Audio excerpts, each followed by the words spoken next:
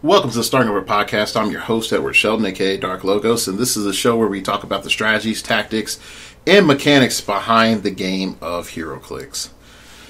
Oh man, I would like to say thank you to everybody that's been patient with me with uploading the ROCTOBER content. Thank you for everyone that's watched the ROCTOBER content from the trailer all the way up, the promo all the way up through all the content I put up last week. So, thanks a lot. I really do appreciate it. Okay, so today's show is going to be mainly my thoughts after ROCTOBER and some things that I noticed, good, bad, and where the game is going. Okay, and I have a lot of what I feel is good news and some things that I think are indifferent news, and I have some what I think is bad news.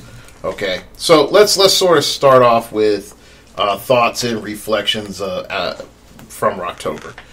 The first thing that I think that is good is enough people showed up to ROCTOBER. It's still a drop, like I thought it was. But it is a good thing that a lot of people showed up to ROCTOBER.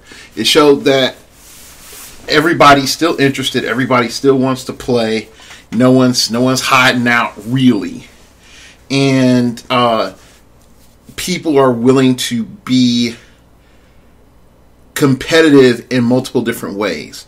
So if you were there Friday and you played in the Last Chance Super Q, you more than likely played something unique. If you were playing in semis, you were playing Goblin King.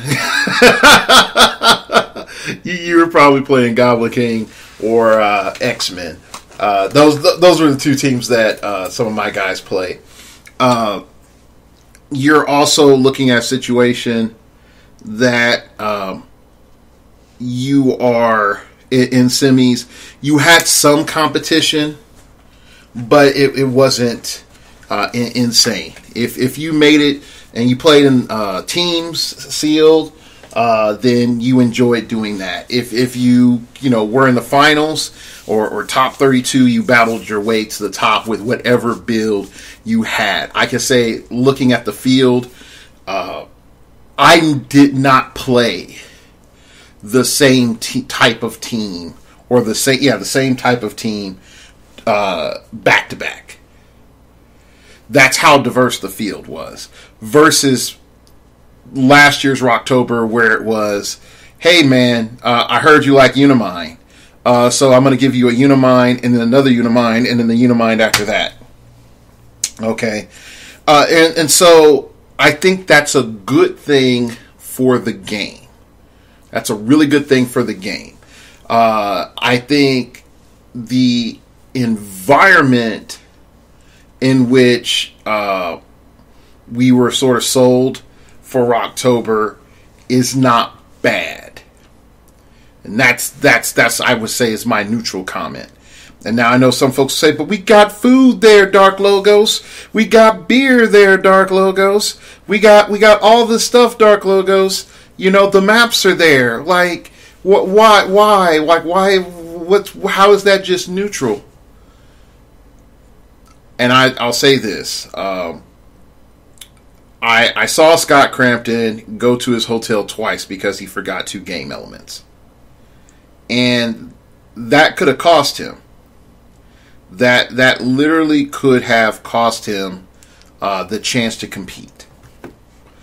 And I have to say, rolling out of bed, picking up game elements, going downstairs to play, realize you left something up into your room, running upstairs and being back down in 5 minutes is a hell of a thing to walk away from.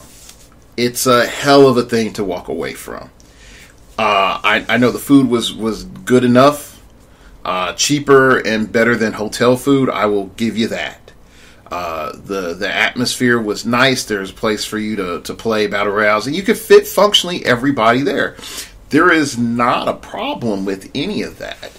I think Howard Store is a nice place. I think the issue that I look at from the venue location, outside of it being in Huntsville, and I've griped about the cost about going there for people like me enough. I just think you having all those previous years of Rocktober, and you just sort of roll out of bed, and there you are. That's hard to give up. So, in the future, could things change? Possibly, yes. Will things change? More than likely, no. Mainly because I feel Rocktober is going to shrink. And I'll get to that in the future when I get to the, hey, here's the bad news type of things. I think from another thing I would like to say, like I sort of take away from Rocktober, is from an organizational perspective, having team organizations, it is probably the most beneficial thing that has happened to rock. Because it allows people to compete. That and Roll20. Those two things, I feel, has allowed the atmosphere of competitive play to just go up several notches. And I can see that primarily like looking at who performed well in Rock Cup this year. And it's like, hey, did you utilize online play a lot? Okay, were you one of those people that were out there mixing it up and going to a bunch of tournaments? Great. Were you also on a team where you had people to, flesh out your ideas with? Boom. Yeah, like that's sort of setting up the combo for success. Now, again, like I've said in the past, the age of exceptional individualism are gone. You're not going to see a lot of, Phil Isaacson Jr. Running around. Okay, you're just not. And yes, you do have your Adam Friedmans who are functionally, Ronins. But even then, Adam is not by himself. Adam has enough of a support structure where he is his own nation by proxy. Okay? He has enough affiliations that if he ever went to war, fictionally speaking, there would be enough groups to rise up with him that no one would oppose him. Okay? And that's the truth. If someone said in the heroclix community, screw Adam Friedman, that guy, all right, there would be 3 to 4 different groups that would, different teams that would come up and defend him, and then pretty much like block like almost any deflection that he would have. So when I look at that, he is a huge exception to the rule. And so functionally the age of, like I said, exceptional individualism is over. Behold the age of the Borg. You shall be assimilated. Resistance is futile. Another thing I like to say, and this is one of the few times I will sort of chest thump and say I was right, was the Phoenix Nest model of recruiting makes better teams. We're seeing in Uncanny Clicksman, CWO, it formed pretty much on the same principle. Okay, you're seeing the expansion of Clickstoff of it, no longer just being a local group of guys, but going out there and getting people from other areas. Heck, he tried to recruit one of my guys multiple times. So, I think that when we start looking at it, I'm not saying that having your teammates spread out is always the most positive, no downside option ever. And I'm not saying that. But I do think teams like Pusheen, who are primarily focused in that local area, their way of survival is going to have to be, with a lack of a better term, you have to send folks out on pilgrimage. You're going to have to leave the comfort of the East Coast.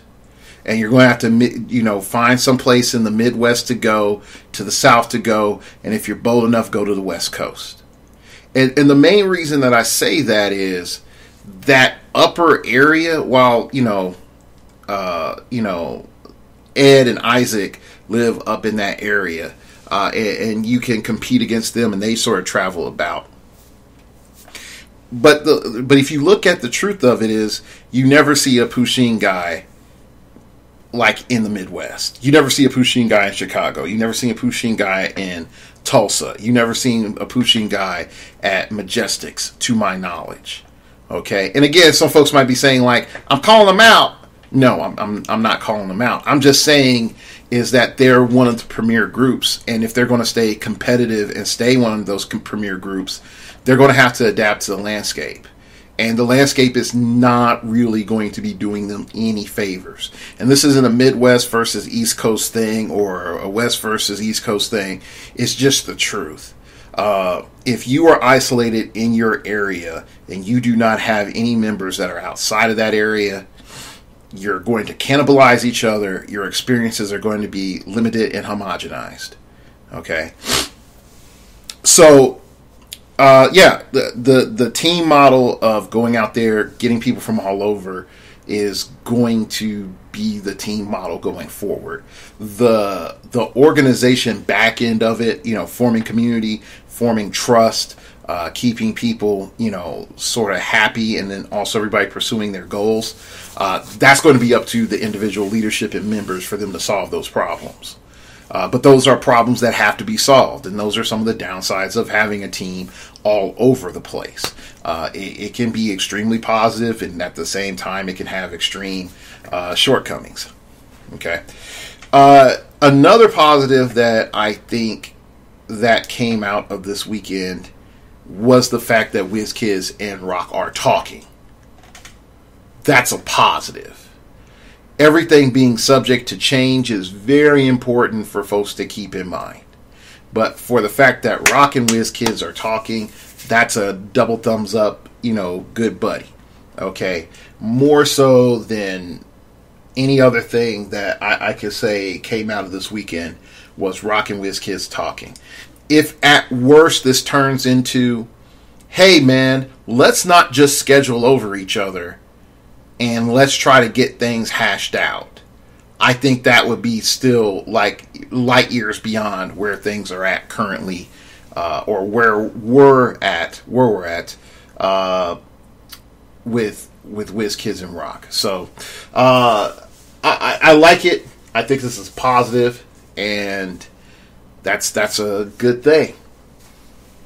All right, so let's sort of move on into the neutral.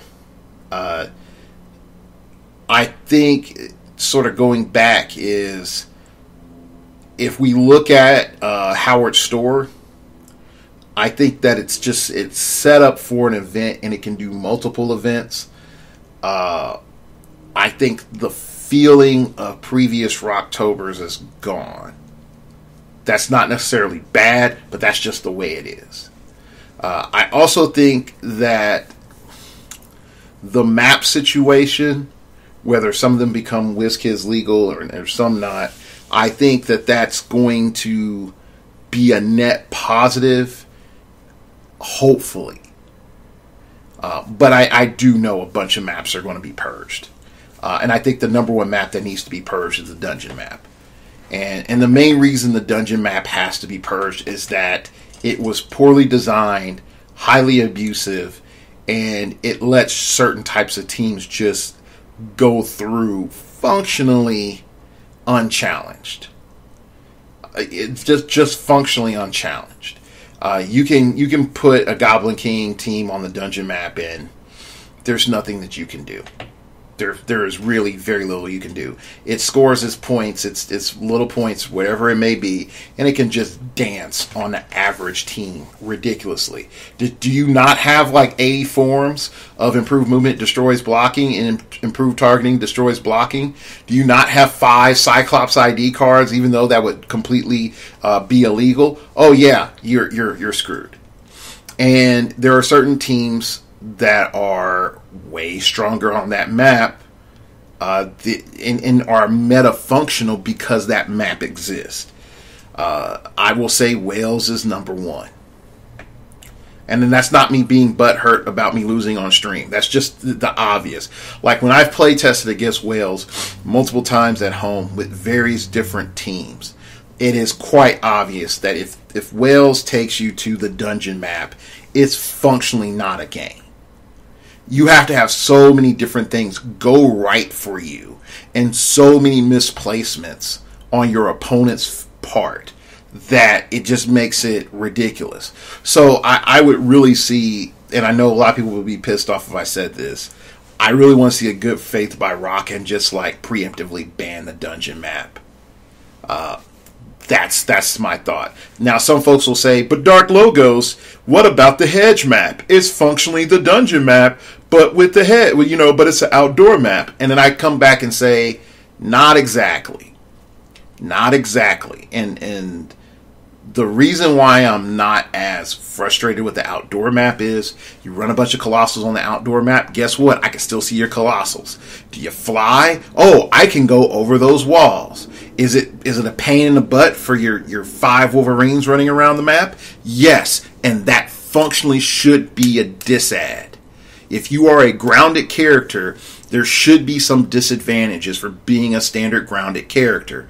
Same thing if you are a dolphin character or a flyer. There should be pros and cons for your speed symbol, for your damage size as well. Okay, there should always be pros and cons. All right, but they're not. They're not, and that's one frustrating part about this game. Is a dolphin functionally is just an upgraded normal boot type character, while flyer is like far superior in almost everything. You could say like a giant is below a flyer primarily because you have improved movement, everything, but except ignore indoor blocking, but you can shoot giants real easily. So real talk. All right, so the rock maps being potentially brought into WizKids is a mixed bag because, like I said, some of them are good, some of them are bad, some of them are just horrible for the game.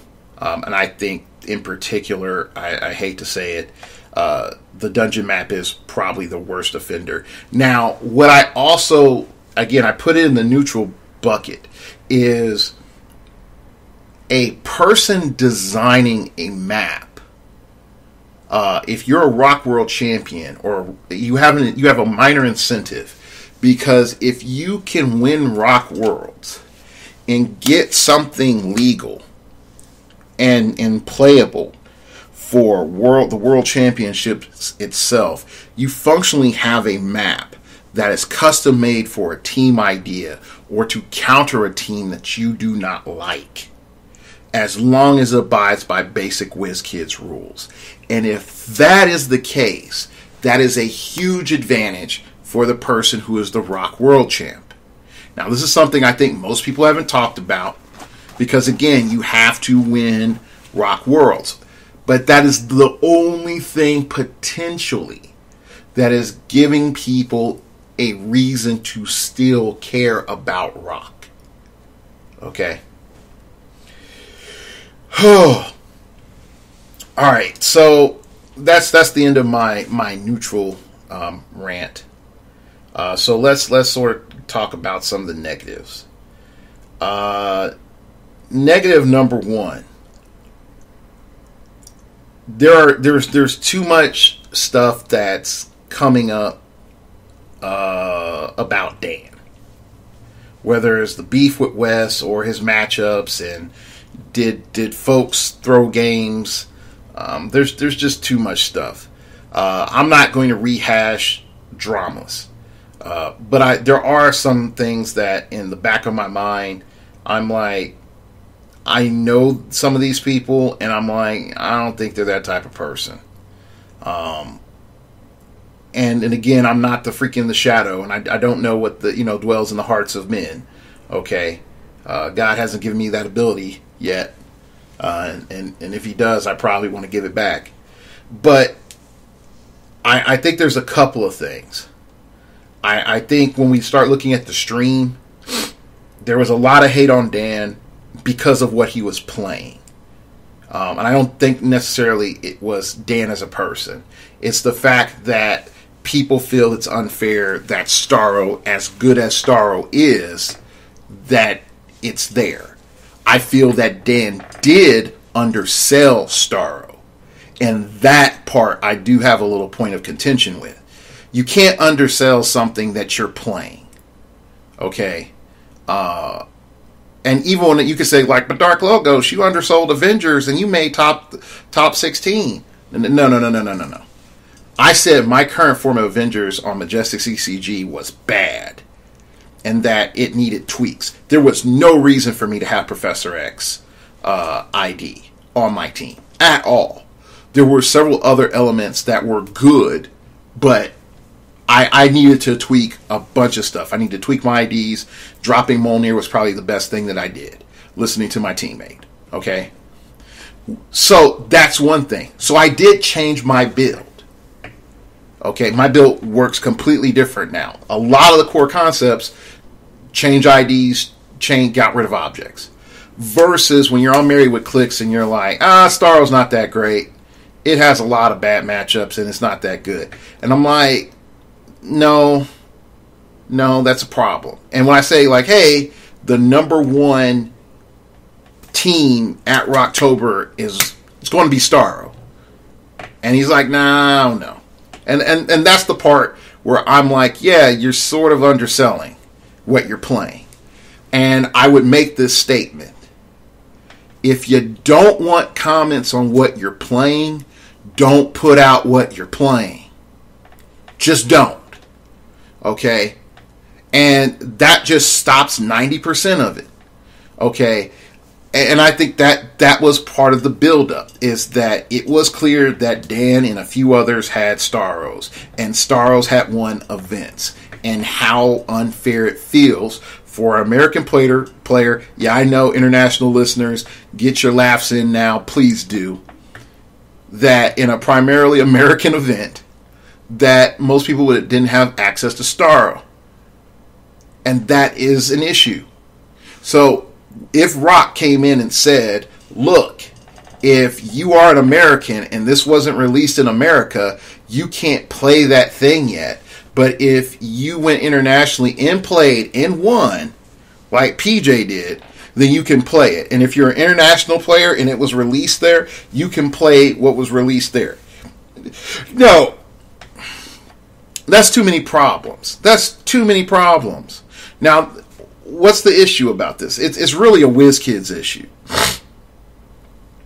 But functionally, it just needs to be said, like, if you got a hold of it, good. You got a hold of it. You paid above market price for something that you can get.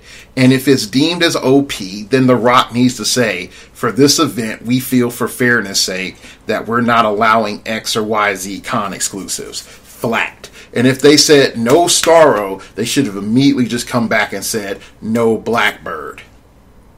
Because for any international players that are coming, how are they going to get access to a Blackbird?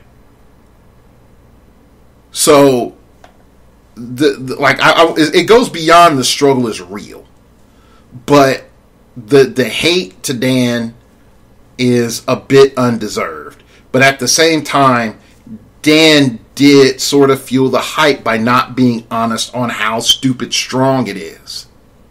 Okay, is it invincible? No, but it is strong. Admit that.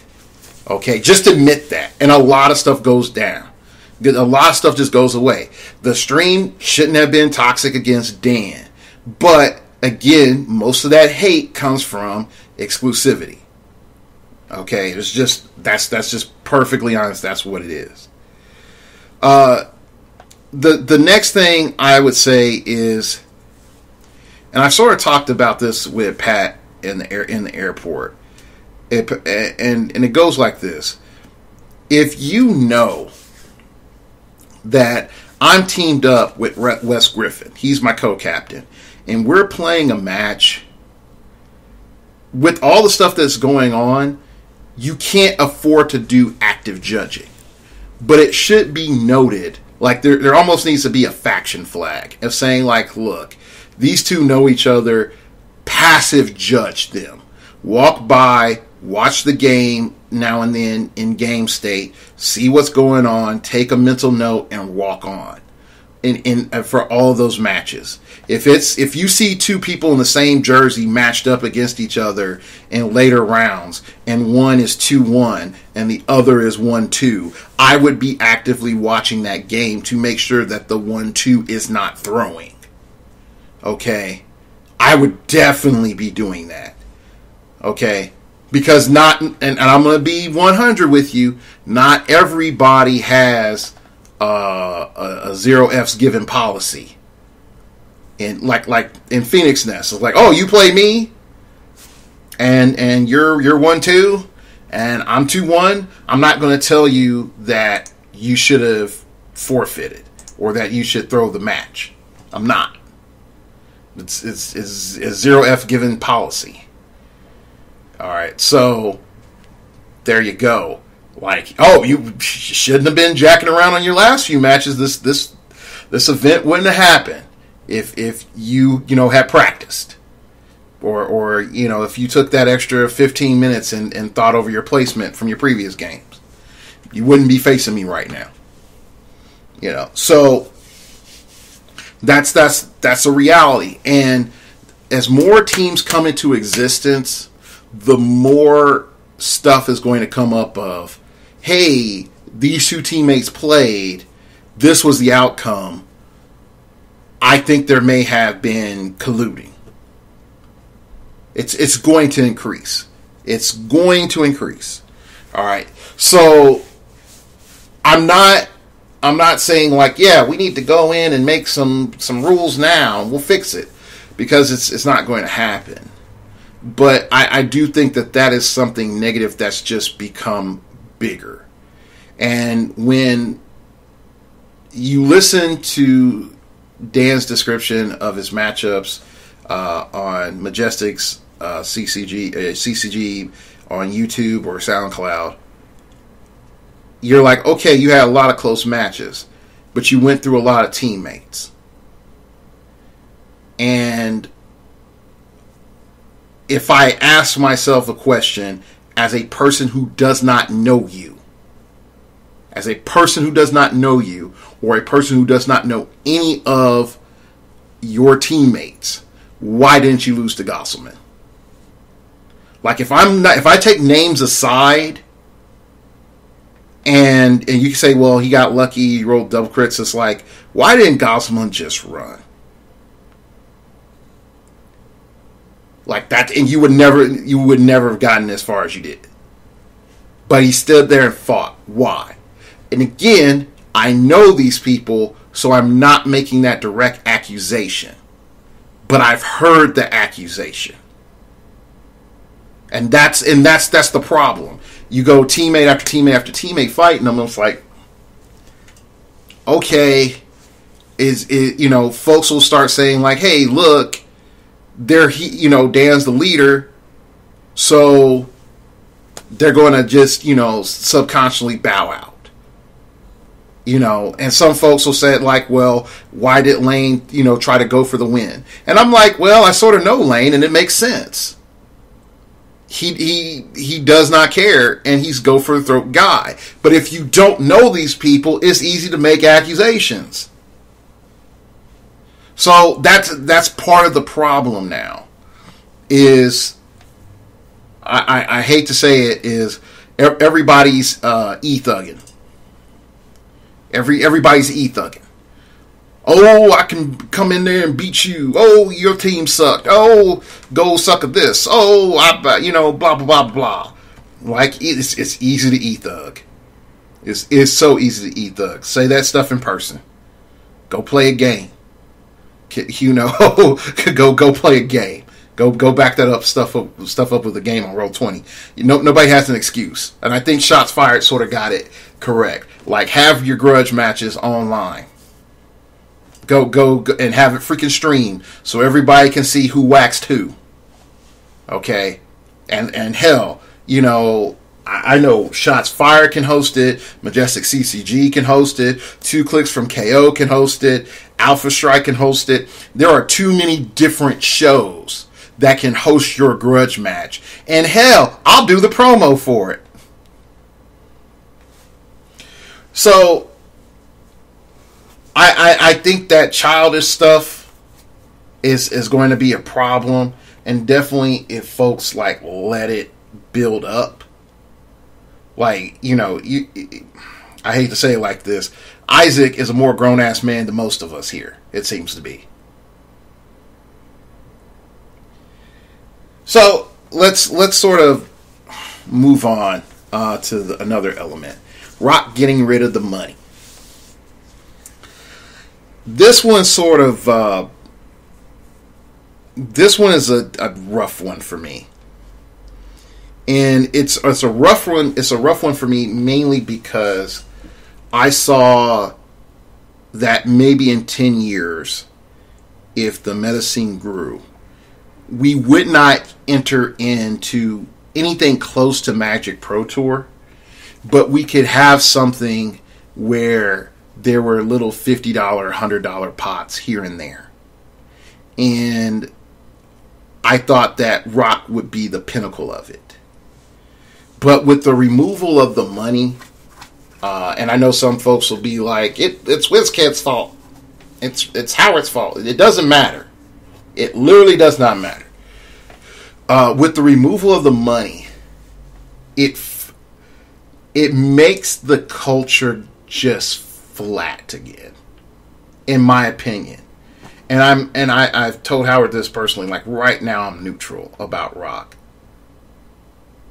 I'm neutral because the loss of the money is not the end of it, but I'm subjugated by the fact that WizKids does not view this as a world championship level event. If WizKids views Rock as the equivalent of nationals, and the reason I say that is when Howard is telling us all this other stuff, and you can go watch the video. I have it up. It's you can watch all of Howard's announcement. When WizKid says, like, look, your winner, or how many other magical people from Rock Worlds will qualify for World Championship. If you do well in the Rock Cup, you qualify for the World Championship. Okay? That almost makes me want to say it's like, all right, great. So is this US Nats then? Like it's not as Pat put it. This isn't like this is the US Open, Rock is the US Open, and WizKids is Wimbledon. It's not like that. So because it's not like that, and that culture isn't being established, it feels like Rock is less than.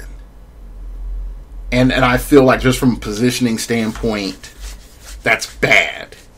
But losing the money makes it so that anyone that wanted to say, hey, I know I can't live off this, but this does help pay for gas. It does sort of put a big stomp on them. And unfortunately, without money as a potential win, people aren't going to risk as much. You see, like that's the other sort of like fallback problem. And when you start talking about the cost that it takes to get to Huntsville, a lot less people are going to take those risks. And so, yes, like I said, one advantage of going into ROCTOBER and winning it is that you do get to make a map. And you do have a map that you could functionally, if you have far sight, better than a prophet, okay, beyond that Thundercats level, okay, you could make a map to help make you a WizKids world champion. But that percentile of all that happening is less than 1%. It's less than 1%. Unless you're able to establish and make a team that's like Bumper Cars 2.0. And if you can do that, just be fair warned it's going to get nerfed to all get out before you even get a chance to run that. And for people who don't know, bumper cars is functionally just cop cars. Like with old cuff to the bumper and all the other jazz. And penetrating damage. You never roll. You know, so... And no, it's not like shredders. It's actually worse than shredders. For all intents and purposes, cop cars were worse than shredders. All right, so... but yeah, the loss of the money makes the amount of effort and expenditures that you put into going to Rock as it's a lot less. It's a lot less appealing, and I hate to say that, but that was one of the biggest thing that was separating Rock from WizKids. And so when I looked at them coming together, is I do not want them homogenized. And I want to make that 100% clear. I do not want Rock to have very little differences from WKO or WizKids events. All right. But there has to be a grade of prizing that WizKids is going to hand out for folks to still deem Rock as viable. So if I'm missing out on 4K, functionally it's $2,000 after taxes in America. Like a lot of people don't know this. Like these are winnings. This is not income. Winnings is taxed mostly from where you live is like 50%. Okay, so you're actually getting half the money. So someone's like, "Oh, I won $1 million." It's like, no, you won $500,000 after taxes. Now, if someone said, "I won $1 million after taxes," then they have $1 million. But Uncle Sam takes his, and IRS don't play. Okay, IRS does not play. Definitely when you start looking at expenditures that are really not protected, such as game winnings. So, if it costs me, myself, on a team, over $800 to get here, not including, $800 to get here, including my room and board, okay, and it doesn't include my food, okay, it doesn't include my gas that I'm spending driving around or whatever. I don't even have a chance of breaking even. I don't have a chance of being profitable.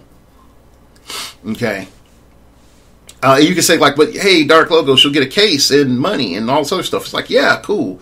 So what is WizKids going to offer in combination with Rock to offer me something equivalent to above the board, that type of taxable prizing that I would have gotten with having cash? Because again, I'm getting a copy of all the maps, okay? I'm getting, or 4 maps or something like that if I win. I'm getting a case of the newest product. I'm getting a bunch of 3D objects, which really don't matter because we'll all get them playing Rock anyway, okay? And I'm getting that check. Okay, even with me making top 16, I got a choice of a map and some rock giblets. Okay, the little objects. Okay, and I got a check coming. It's not a big check, but I got a check coming. High five me through the internet. Okay? So, when I look at that, what is WizKids going to offer me? Is WizKids going to say, hey guy, guess what? Congratulations on winning the Rock Cup Championship. So, what you're going to get is one of two options. Option number 1, you get to get a factory set of the next thing that we're going to put out. Before any of it's been previewed, before anyone knows anything, the only stipulation is you cannot sell it. If you sell it, we will prosecute you to the fullest extent of the law. Or you can pass that up and get 2 cases of the current product. Or we give you travel vouchers to Worlds. With room and hotel, with flight and hotel paid for. Or we're going to give you not just all the chases and primes from the current set, but from the 2 previous sets. That's the only magical stuff that I could see that would make people say, maybe I need to get my dice and go down to Huntsville, Alabama and bring the pain.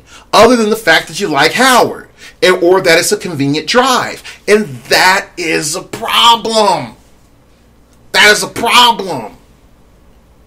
And I'm saying it because these people are my friends. So I'm not just like throwing shade and salt all over the place because I want to be a jerk. But I have legitimate concerns. Because when I look at eBay now. Go look at eBay now. Look at all the super rares that are up on eBay. They are dirt cheap. Not even dirt cheap. They're trash cheap. They're not even the cost of good rares cheap. Now the chases are expensive, but the super rares are like, oh man, that's a plastic bag floating through the hood type of value. Okay? That's really what it is. I got 8 super rares for under $50. 8 super rares under $50. Now I'm not telling you what they are because I got some gangster plans coming, and I bought 2 for a local of mine, and he's a cool dude, and he has a toddler, so anyway, but that boggles my mind. And what's scary for me is the last time I saw this happen for the game was Avengers and Justice League. Not Avengers Trinity War, not Justice League Trinity War, not Avengers Assembled. No. First carded set, Avengers and Justice League. And the market was flooded with products so much that none of it had any value. There was just too much stuff going on. And that's what I'm looking at this set. So if someone came in and said, hey guy, you got a case of Battle World, and I would have been like, thank you for the $35 investment. That's functionally what you got. You got $35. Okay, I'll be nice. You got $100 for a case. If you luck out on getting a Sheriff Strange. That's it. Other than that, you pull crap. Like everything else you could have bought for dirt cheap. So, I know that this is like a little bit much. But I see the game moving forward as more positive than negative. And I think the biggest takeaway from ROCTOBER is the game is in a healthy place. But we are functionally with this move by ROC officially separating ourselves into regions. So this is one of the other things I really wanted to talk on. Is next year's heroclix is probably going to be some of the most segregated heroclix that we've seen since pre-competitive. Okay, so let's start off why I say that. Number one, ROC is going to be more expensive for people to go to, and I've talked to leaders of various different teams, and some of them may or may not pull out depending on what's announced for ROC for prizing next year. Okay. Going, all the way down is really pretty much top 32. They need to know what the pricing is before they even try to come in and compete for it. And those people will go anonymous, okay, of who said that to me. Because I've had a lot of leaders sort of come back and talk to me about what I thought and what they thought. And like I told everybody else before I even go further, I would be looking to abandon this game if it was not for Kenny on WizKid's side and Howard on Rock's side. That's the only reason I have not abandoned this game after the Rock announcement. It's Howard on Rock's side and Kenny on WizKid's side. If any of those two parts were gone, I'm out. I'm straight out. And folks will be like, that's a little bit over dramatic. I'm like, no. There needs to be someone that gives a crap at WizKids and knows what the hell they're doing. Okay? No, Scott D'Agostino, I butchered your last name, I'm sorry, man. You're a casual, and that's fine. But you need to know why you can't have certain types of figures in a set. Kenny has a good idea. Is Kenny perfect? No. Will there be some things in Kenny's preference he might say, well, that's sort of cool, and it might slip through? Yeah, but that's what playtesting's for, and I know Kenny would listen enough to playtesting. Okay? The guy's not stupid. And the guy is a little bit more open-eared. Also, he's mainly looking at helping with the events. Okay? And then Rock on our side. Knowing some things I know, if anybody else was at the helm of this, I'd be out. So, I'm going to say that I give that preference, but the preface before I get into any of this. Alright, so let's get started. You have Majestic's 5K or Majestic's Open Series.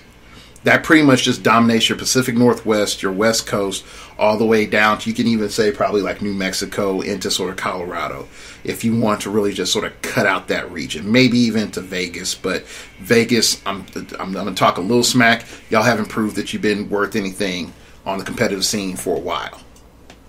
Like, you can have like 30, 50 people in your local area, and then I can say Chicagoland has 100. That don't mean jack. You haven't produced anything as an event for outsiders to come into and challenge you all. So functionally, Las Vegas really doesn't matter. So Nevada functionally doesn't matter.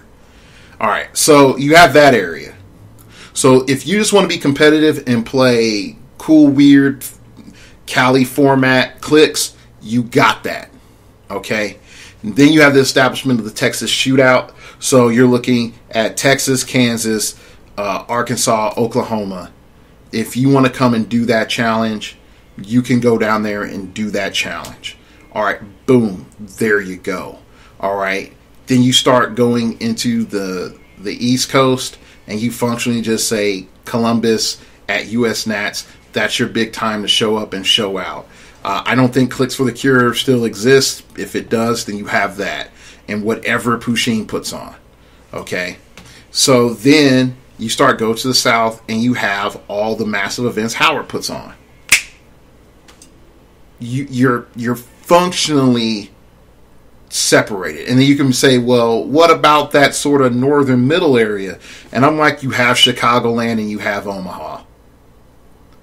Like, that's functionally what you have. Chicagoland has more than enough WKOs, and if we get them 3 times a year, that's more than enough to fix, to satisfy any clicks fix you have, because you can go between the Chicagoland area into Indiana for a reasonable drive, and you're going to hit probably multiple WKOs, and they're going to be well enough attended, and they're not going to, they're not going to suck. Okay, if you want to go to the bigger one, you're going to go to Dice Dojo. Like you just are. So let's just be 100 about it. Okay, and then if you are sort of in North Dakota, South Dakota, Utah, all that area, I'm sorry, you got to go to Omaha. You got to go to Omaha. Omaha is probably and I'm not just saying that because I've gone up to Omaha, but functionally from a competitive scene size, Omaha, Nebraska is going to offer you your best competitive scene. Whether it's, a rock, which they'll run on occasion up there, or just the multitude of WKOs that they get. Krypton Comets and Sparta are good places to go game. So, I mean, and everybody has video. Everybody knows you could go and look in the archive at the video that I put up with those venues that I've talked about, minus Dice Dojo. That was before I was doing the show that I went to Dice Dojo. But, yeah. So, functionally, everybody in the nation does not have to care one flip about anything that's going on in another part of the nation. And I know international people, you all are laughing. And feel free to laugh really hard, and I appreciate y'all doing this. Okay? But what will functionally happen, and we're starting to see the beginnings of it now, is that the West Coast people will think they're tough stuff because they can hide behind Pat. Then, the Texas, Southern Midwest people will think they're real tough stuff because they can hide behind Ragnarok and Klicksman. The down south, people will think they're tough stuff because they can hide behind Howard and Easton and Stratagem. And then the East Coast will think they're tough stuff because they can hide behind Pusheen. And then we're just waiting for somebody to show up in the Chicagoland area to form their little team. And then there you go, Bob is your uncle. Or hell, you can even say CWO. There you go. I gave y'all a plug, homies. There you go. CWO. Okay. Now, as silly as all this sounds, this is real talk. I see this happening. Now, my prophetic eye has been over the 50% mark, not quite 75% when it comes to the heroclix. But I see this coming. I see this coming, and functionally, there isn't anything that's going to stop it. Definitely considering that people seeing the success of Majestics are looking to emulate that in other areas. And as soon as it starts becoming big in other areas, you will start seeing more and more regional type focus. And if Rock isn't coming out there and being the face of competitive, and folks are offering counter tournaments to Rock, where they're offering ding, ding, ding, ding money, Rock is looking to be replaced. Now again, it does require that other party to be hella credible and have everything out in the open. They have to pay everyone on time and promptly. Okay? They do. But anybody that's offering a solid cash pool and has any certain some sort of circuit where it all leads up, yeah, you can start seeing your model come in and replace Rock. And some folks will say it's like, that's doom prophesying. I'm like, no, it's the honest truth. It's the honest truth. Look at the amount of tournaments that happened with Rock this year. Okay? And I would say Rock was profitable with less tournaments because Rocktober was held at Howard Store. But if we do not have it at Howard Store, how profitable is Rock this year? And I would say let's just say it's still in the black. You're still good. Okay? But I don't think you're as profitable. You're making there's too much business going on at that store. And again, this is not hate. This is like business reality I'm talking here. This is business reality I'm talking here. Okay? And what did Rock have over WizKids? Prestige. You didn't have the 50 bazillion guys who had a pair of dice and a dream show up to Rocktober. No. Most people that show up to Rocktober were competing in Rock. And when you got to WizKids in the World Championship and U.S. National Championship, you saw the faces that were performing well in Rock, not the faces that were exclusively WKO faces. Okay? Any other circuit comes in and imitates the same thing, and there's money, and they refuse to be bought, there's, gotta be honest, there's a competition there. And some folks will say, well, that would be bad for the game. I'm like, no, it would be good for the game. But it would also fragment the game more. And whoever survives wins. Now, WizKids will win because they make the product. But from the sidelines, whoever makes that next thing wins.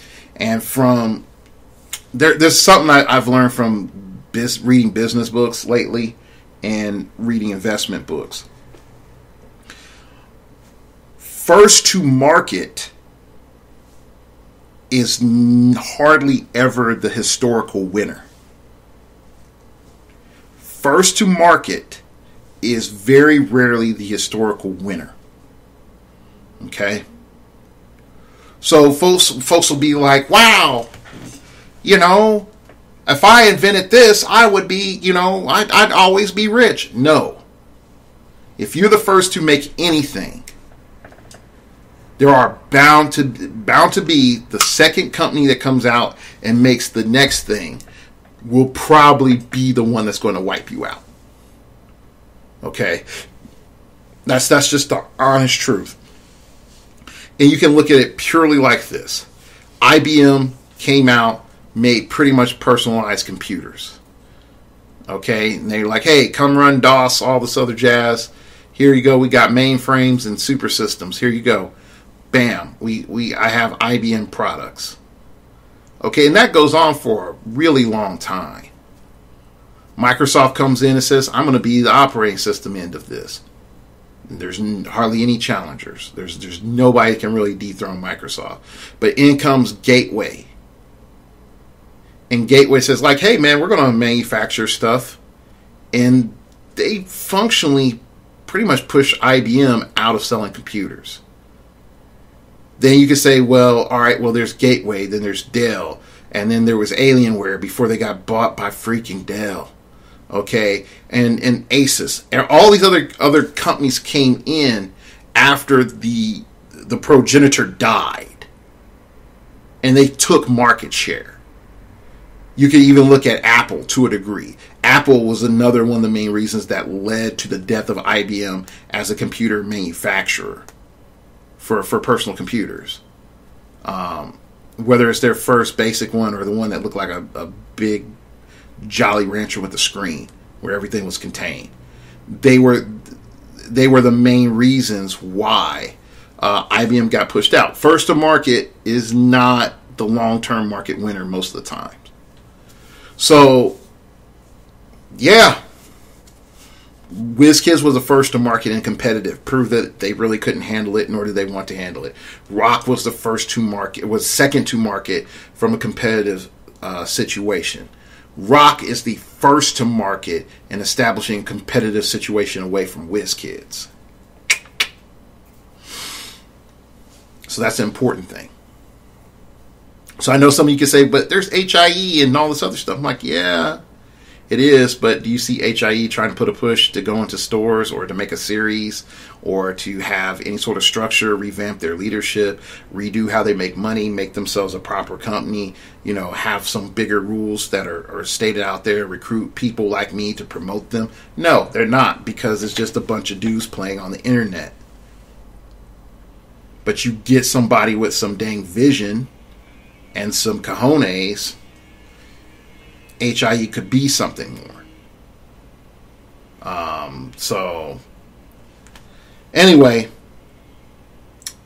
that's pretty much today's show. And I know some folks are saying like, hey, Dark Logos, it went sort of like 2 pitches too dark at the end. And I apologize on that. And I didn't mean it to just sort of turn dark. And I don't want anybody to think that I hate Howard or I hate WizKids or I'm against The Rock and that The Rock's going to die and the game's going to die, all this other stuff. And I'm not saying that. But I am telling everybody I'm neutral. I'm neutral. Until I see more, until I know, I have things in concrete, and I know who's committing to what, I'm neutral. And that is a stark contrast to how I was at the beginning of the year, in which I was very anti-WizKids and very pro-Rock. And both parties have moved me neutral. Okay? Again, doesn't mean I hate anybody. But I'm neutral right now, and I'm going to wait and see. But there's a lot that has to be fleshed out. There's a lot that Rock will have to do. And I'm going to tell you this. This is the only way that I see there being a huge saving grace for Rock to make people interested in Rock and show up to Rocktober next year. Sealed Singles World Championship, constructed Teams Championship. With Super Highlander. That's it. That's it. It's different enough. It's creative enough. You have all those freaking guys out there that said that they're pimp at Sealed. Come out for your championship. Put your money where your mouth is. And all those people who want to really just run the most ruthless stuff ever, go prove how good of a team builder and a pilot you are. When you can't run 5 Wolverines, and you can't have a group on every team, and you can't have a Star Fox on every team, how really good is your group of players? There you go. That's my solution. That's my solution. Pay for my hotel to go to Philly. Pay for my flight to go to Philly. Rocktober. And if not, at least allow me to cash it out.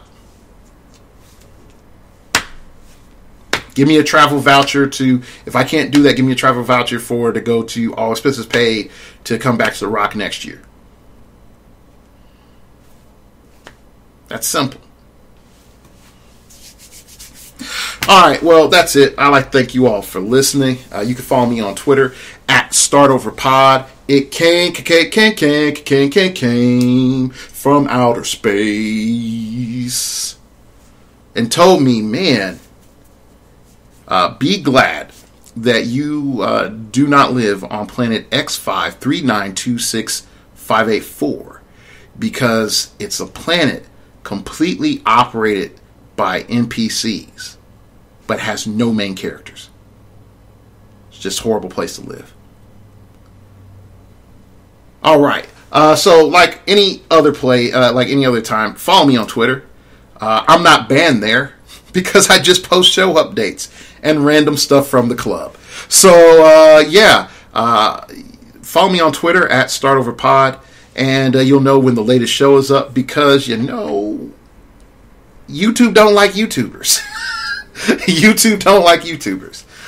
If Philip DeFranco, who is way insanely more richer and popular and has more subs than I do, has problems with the subscription function in the bell notification for his viewership, Lord knows what problems I'm going to have. So just follow me on Twitter. It immediately notifies you the moment that I upload an episode. You can also email me at startingoverpodcast@gmail.com. That's startingoverpodcast@gmail.com if you wish to opine. Keep it piffy, keep it interesting, keep it Autobot, baby. Yeah, and let me know what you think of this whole situation after Rocktober, all the trash talking and smack talking and all the jibber jabbing that's going on right now. You can also donate to the show at startingoverpodcast.blogspot.com. There's a donate button there. Everything that you donate goes to making the show better. I need to get a camera I probably won't be looking at one until Christmas. More of a webcam, that is. I have a camera, but I need to get another webcam. But yeah, so that's it. I'd like to thank everybody for listening and checking me out. So until next time, remember, we all have to start over sometime. Also, shots fired. Jeff Farrow, funniest guy on Shots Fired. Come at me, bro.